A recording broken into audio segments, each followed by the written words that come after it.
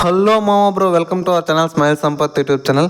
మామ ఈరోజు అయితే నేను కాలేజ్కి వెళ్తున్నాను మండే. ఎందుకంటే పీసీకి అప్లై చేద్దామని చెప్పి వెళ్తున్నాను. చాలా డేస్ అయిపోయింది, చాలా మంది అప్లై చేసేసారు కూడా.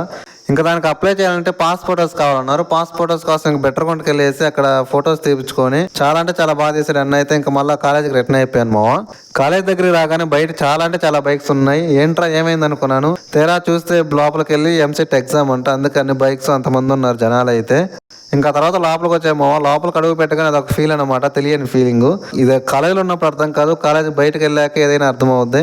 ఇంకా పీసీకి అప్లై చేయాలంటే నోటీస్ ఫామ్ ఇస్తారు మామ. అన్ని డిపార్ట్మెంట్స్ లో సైన్ చేయించాలి, ఫీజు బ్యాలెన్స్ ఏం లేదని.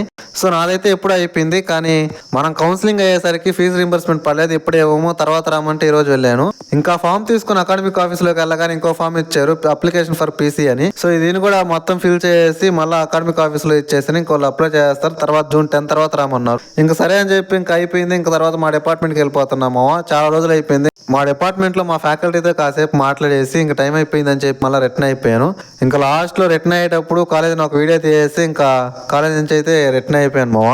ఇంకా ఈ వీడియోకి లైక్ చెప్తే లైక్ చేసి మన ఛానల్ ఫస్ట్ టైం వచ్చినట్లయితే సబ్స్క్రైబ్ చేసుకోవచ్చుగా మామ ప్లీజ్. కాలేజ్కి అయితే బాయ్ బాయ్ చెప్పేసి మిస్ యూ అని చెప్పి వచ్చేటప్పుడు షాప్ లో థమ్స్అప్ తీసుకొని ఇంకా ఇంటికైతే రిటర్న్ అయిపోయాను మామ. నేనైతే క్లైమేట్ అయితే చాలా అంటే చాలా బాగుంది మామ, చల్లగా. సరే మరి అయితే వెళ్ళొస్తా, బాయ్.